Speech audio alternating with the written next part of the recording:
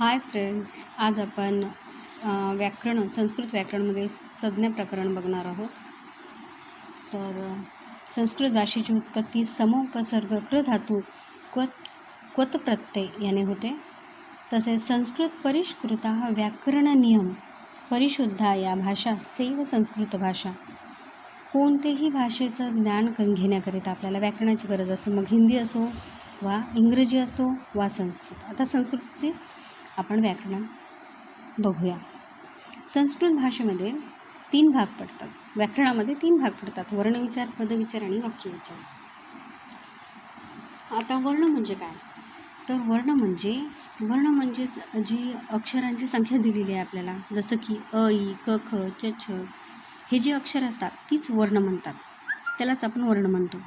वर्ण ते अभिव्यंजते वा लघुतमो ध्वनी येन स वर्ण.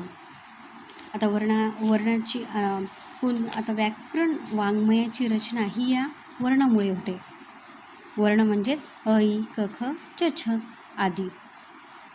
तर या वर्णामध्ये, या व्याकरणामध्ये 2 भाग पडतात.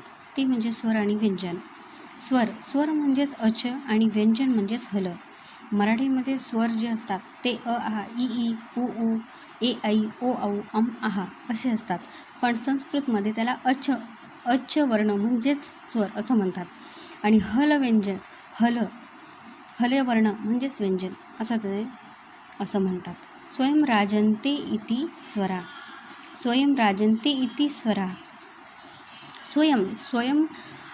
स्वयं म्हणजेच कुणाची सहाय्यता न घेता जे वर्ण उच्चारले जातात त्याला स्वर म्हणतात. तसेच स्वर 3 प्रकारचे आहेत. तिथे ऱ्हस्वस्वर, दीर्घस्वर आणि प्लुतस्वर. ऱ्हस्वस्वर म्हणजे हळुवार आवाजात जे स्वर उच्चारले जातात असे 5 स्वर आहेत: अ, इ, उ, ऋ, लू. तसेच दीर्घ म्हणजे ज्याचे उच्चारण स्वर जे आहे ते उंच स्वरात येते. त्याचे हे 8 दीर्घस्वर आहेत: आ, इ, उ, ऋ, ए, ऐ, ओ, औ हे असे दीर्घस्वर. ऱ्हस्व म्हणजेच लहान अ, लहान ई, लहान उ. तसेच दीर्घ म्हणजे मोठा आ, मोठा ई, मोठा उ असे 8 दीर्घस्वर आहेत. प्लुतस्वर म्हणजे दूरवरून जो आवाज आपल्याला ऐकिवात येतो, दूरवरून उच्चार केला जातो त्या आवाजाचा, त्याला प्लुतस्वर म्हणतात. ते आहेत उ, ऋ, ए, ऐ, ओ, औ असे उंच आणि दुरून आवाज येतो, त्याला प्लुतस्वर म्हणतात. या स्वरांमध्ये सुद्धा अन्य 3 प्रकार पडतात: उदात्त, अनुदात्त आणि स्वरित.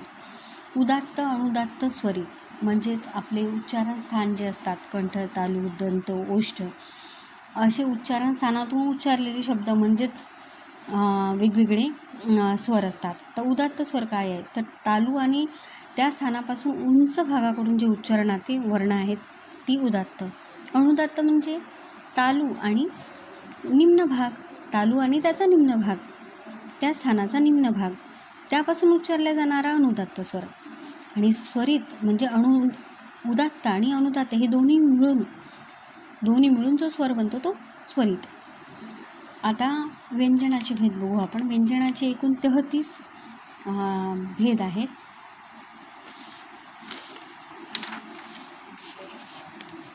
क, ख, ग, घ, ण, च, छ, ज, झ, ण, ट, ठ, ड, ढ, न, त, थ, द, ध, न, प, फ, ब, भ, म हे जे स्वर आहेत.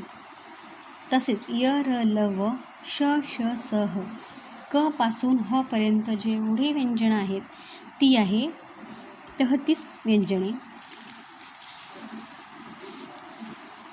ती बघू आपण.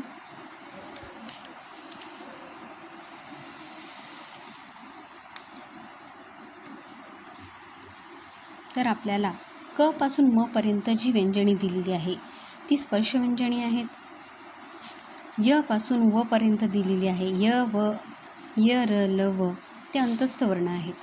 आणि जे श, श, स, ह दिलेली आहे ती उष्म व्यंजने आहेत. आणि शेवटची जी दिलेली आहे याच्या व्यतिरिक्त ती क्ष, त्र, ज्ञ ही संयुक्त व्यंजने दिलेली आहे.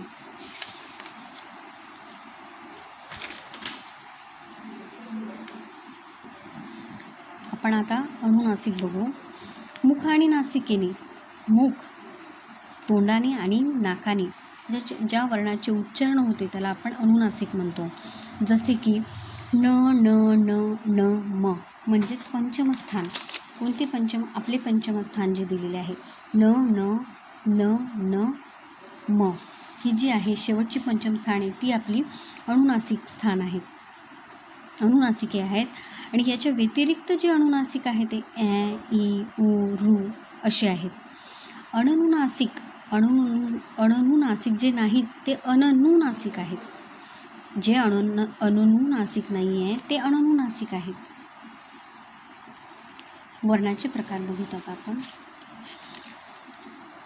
ऱ्हस्व दीर्घ प्लुत हे असे 3 भाग बघितले आपण. उदात्त अनुदात्त स्वरित याचे पुन्हा 3 भाग बघितलेले आहे. अनुनासिक आणि अननुनासिक असे आपण 2 भेद बघितलेले. असे 18 भेद आपले झालेले आहेत. आता आपण स्वर आणि व्यंजन यांची संख्या बघू. इथे स्वरांची संख्या 13 दिलेली आहे. ऱ्हस्व स्वर, दीर्घ स्वर आणि संयुक्त स्वर. ऱ्हस्व स्वर अ ई उ रू लू, दीर्घ स्वर आ ई उ रू आणि संयुक्त स्वर म्हणजे ए ऐ ओ औ असे हे 13 स्वर दिलेले आहेत.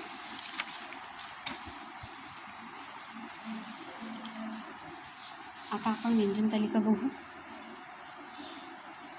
व्यंजन तालिकामध्ये आपल्याला इथे स्पर्श व्यंजने दिलेली आहेत. जसे क चा वर्ग क ख ग घ च चा वर्ग च छ ज झ ट चा वर्ग ट ठ ड ढ न, त चा वर्ग त थ द ध न आणि प चा वर्ग प फ ब भ म.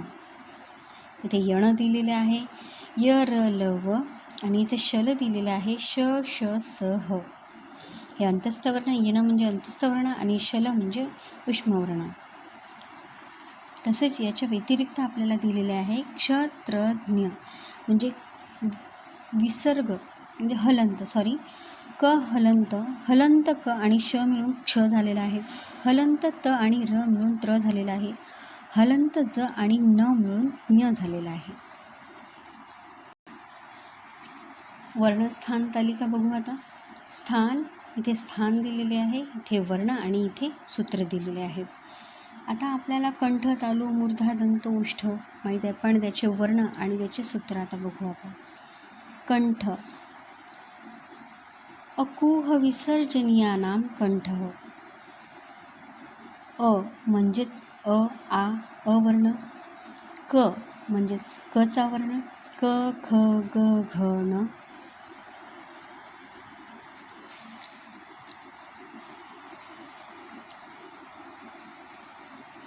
क ख ग घ न. तसेच टालू, टाळू म्हणजेच आपली टाळू. इचुयशाणानाम टाळू, इचुयशाणाम टाळू. ई म्हणजेच लहान ई मोठा ई. चू दिलेला आहे तर च घेतलेला आहे आपण इथे च छ ज झ न आणि यश म्हणजेच य आणि श. तसंच झालं इचुयशाणाम टाळू. मूर्धा, मूर्धाचं झालं ऋटुलशाणाम मूर्धा. रूचा छोटा रू मोठा रू. टू म्हणजेच ट चा वर्ग ट ठ ड ढ न आणि रशाम म्हणजेच र आणि श मिळून झालं ऋटुरशाणाम मूर्धा. दंत, दंतचं सूत्र आहे लुतुरसानाम दंताहा. लू म्हणजेच लू झाला. तू म्हणजेच त चा वर्ग झाला त थ द ध न आणि स म्हणजेच स झाला लुतुरसानाम दंताहा. ओष्ठ, ओष्ठचं सूत्र आहे उपपद्मानियानाम ओष्ठ हो. उ उ लहान उ मोठा उ. प म्हणजेच प फ ब भ म चा वर्ग प चा वर्ग म्हणजेच प फ ब भ म. उपु पद्मानियानाम ओष्ठ हो. कंठ टाळू ए दौ तौ कंठ तालू ए आणि ऐ. कंठ ओष्ठ ओ ओचा वर्ग ओ दौ तौ कंठोष्ठम ओ आणि औ. दंत ओष्ठ म्हणजे वकारस्य दंत ओष्ठ म्हणजेच व. नासिका नमन्ननानाम नासिका नमन्ननम. जिह्वामूल्य जिह्वामूल्यस्य जिह्वामूलम. उपध्मानीयम अशी या स्थानाच्या सहाय्यानं आपण वर्णाचं उच्चार करतो. आता प्रत्याहार बघू आपण. प्रत्याहार म्हणजे काय? प्रत्याहार म्हणजे संक्षिप्तमध्ये केलेलं कथन, एकदम शॉर्टमध्ये. जे शॉर्ट, जसं आपल्याला शॉर्ट आपण पुढे बघूया. म्हणजे या प्रत्याहाराचे 2 प्रयत्न दिलेले आहे, 2 प्रकार दिलेले आहे. एक अभ्यंतर प्रयत्न आणि दुसरा आहे बाह्यतर प्रयत्न. अभ्यंतर प्रयत्न आणि बाह्य प्रयत्न. आता अभ्यंतर प्रयत्न म्हणजे काय? अभ्यंतर प्रयत्न म्हणजे ध्वनी उच्चारते वेळेस जो आपला प्रारंभिक प्रयत्न होतो. ध्वनी उच्चारताना जेव्हा आपला प्रारंभिक प्रयत्न होतो, प्रारंभिक यत्न होतो, त्याला अभ्यंतर प्रयत्न म्हणतात. तर ते अभ्यंतर प्रयत्न, त्याचे 5 भेद आहेत. स्पृष्ट, ईषदपृष्ठ, विवृत, ईषदविवृत आणि संवृत. स्पृष्ट म्हणजेच काय? तर ज्याच्या स्पर्शसंज्ञक वर्ण आहेत. स्पर्शसंज्ञक म्हणजे काय? तर क पासून म पर्यंत. क पासून म पर्यंत. जसं क पासून क ख ग घ ते क पासून म पर्यंत जो प्रयत्न आहे तो आहे आपला स्पृष्ट प्रयत्न, स्पृष्ट संज्ञक प्रयत्न. ईषदपृष्ठम अंतःस्थान. अंतस्थान जे आहे ते ईषदपृष्ठ आहे म्हणते. अंतस्थान म्हणजे काय? तर यण. यण जे म्हणजे अंत म्हणजे शेवटचं जे यण आहे आपलं यण. य र ल व म्हणजे य व र ल जे अंतस्थ स्थान दिलेलं आहे. अंतस्थ यणस्थान म्हणजेच य व र ल. अंतस्थान अंतःसंज्ञक स्थान. ईषद विवृत उष्म नाम. ईषद विवृत उष्म नाम म्हणजेच काय? तर जे उष्मसंज्ञक आहे ते ईषद विवृत आहे. उष्म कोणते आहे? तर शल. शल जे आहे ते श श स ह हे उष्मसंज्ञक आहे. जे आपलं श श स ह हे जे उष्मव्यंजक दिलेलं आहे ते आपलं ईषद विवृत्त उष्म नानाम हे ईषद विवृत्त आहे. विवृत स्वरानाम हे काय आहे? विवृत स्वरानाम म्हणजेच जे स्वर आहे ते विवृत म्हणजेच काय आहे? तर अच. अच ही स्वरसंज्ञक आहे. स्वर कोणता आहे? तर आपलं अच. आपण स्वराला सुरुवातीलाच म्हटलेलं आहे की स्वर म्हणजे अच झालेला आहे. मग विवृत स्वर म्हणजे काय? तर अच आहे. ह्रस्वस्य वर्णस्य प्रयोगे संवृतम प्रक्रियादशानां तु विवृतम एव. ह्रस्व म्हणजेच काय? तर ह्रस्व म्हणजे अवर्ण. अवर्ण काय आहे आपलं? अवर्ण म्हणजे काय? ह्रस्व अवर्ण. अवर्णस्य ह्रस्व अवर्ण प्रयोगामध्ये जे संवृत्त प्रयत्न होतो. ह्रस्व अवर्णामध्ये ह्रस्व अवर्ण धरू आपण. ह्रस्व अवर्णामध्ये अवर्ण या प्रयोगाच्या अवस्थेमध्ये संवृत्त प्रयत्न होतो. ह्रस्व अवर्णाच्या प्रयोगामध्ये संवृत्त प्रयत्न होतो. तर प्रयोगसिद्धीच्या प्रयत्नांमध्ये विवृत प्रयत्न होतो. ह्रस्व अवर्ण प्रयोगामध्ये संवृत्त प्रयत्न, तर प्रयोगसिद्धीच्या अवस्थेमध्ये विवृत प्रयत्न होतो असं इथे सांगितलेलं आहे. आता बाह्य प्रयत्न ध्वनी करते वेळेस जो बाह्य प्रयत्न होतो. ध्वनी करते वेळेस जो प्रयत्न केला जातो तो बाह्य प्रयत्न आहे. ध्वनी करते वेळेस जो यत्न होतो तो बाह्य प्रयत्न. उच्चारण स्थानामध्ये उच्चारण करते वेळेस आपल्या मुखातून जो बाहेरच्या वर्णाच्या आधारे जो प्रयत्न केला जातो तो बाह्य प्रयत्न. जसा याचे भेद सांगितलेले आहे. विवार, संवार, श्वास, नाद, घोष, अघोष, अल्पप्राण, महाप्राण, उदात्त, अनुदात्त आणि स्वरित. उदात्त, अनुदात्त, स्वरित आपलं झालेलं आहे. आता आपण बाकीचे बघू. खरो विवाराः श्वासा अघोषा च म्हणजे विवार, श्वास आणि च म्हणजे आणि अघोष प्रयत्न जेव्हा होतो तेव्हा खरं ह्या प्रत्याहारानुसार होतो. खरं म्हणजे हे शॉर्ट झालेलं आहे. खरं हा प्रत्याहार त्याचं लॉंग फॉर्म आहे. ख फ छटथ चटत कप श श स या सर्वांचा जो प्रयत्न होतो तो विवार, श्वास आणि अघोष होतो.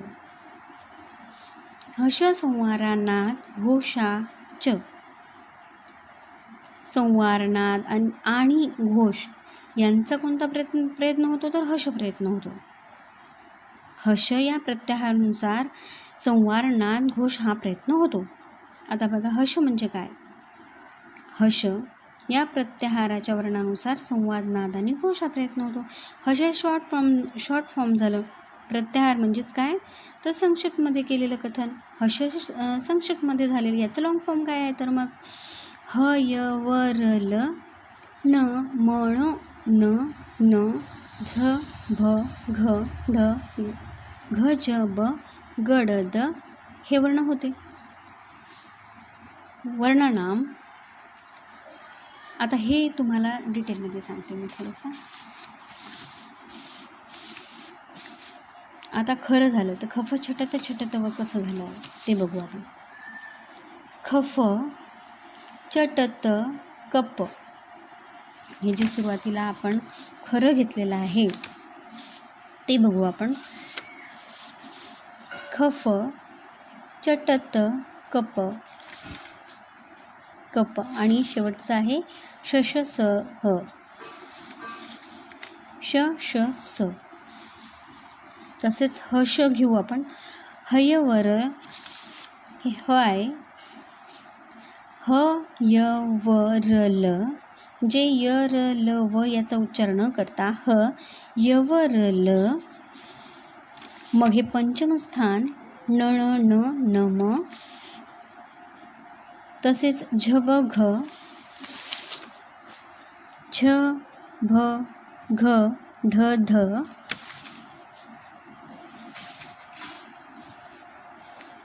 गड गड द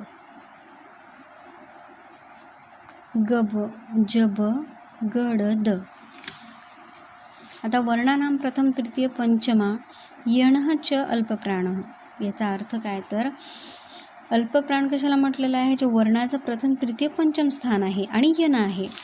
असं कोणतं पंचम. प्रथम तृतीय आणि पंचम स्थान जे आहे जसं कप चटत नंतर तृतीय गजड दब आणि पंचम काय आहे तर न न न म हे आणि यण. हे जे यण स्थान आहे य व र ल हे बघा इथे दिलेलं आहे. प्रथम स्थान कचट तप, तृतीय स्थान गजड दब, पंचम स्थान न न न म आणि यण म्हणजेच य व र ल हे म्हणजे अल्पप्राण दिलेले आहे.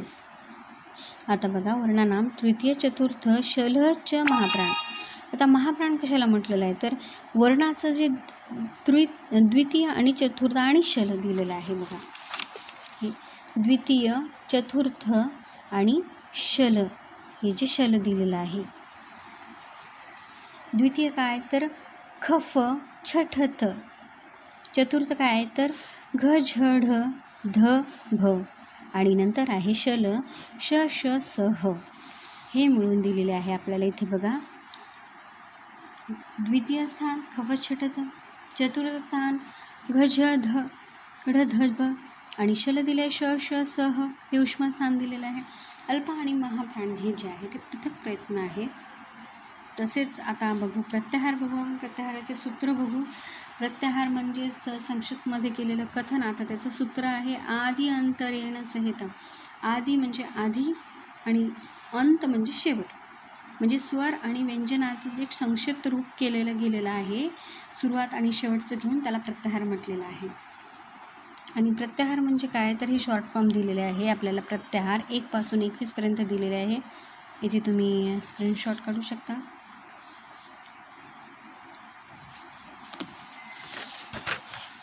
आणि हे 22 ते 42 पर्यंत याचा स्क्रीनशॉट घेऊ शकता.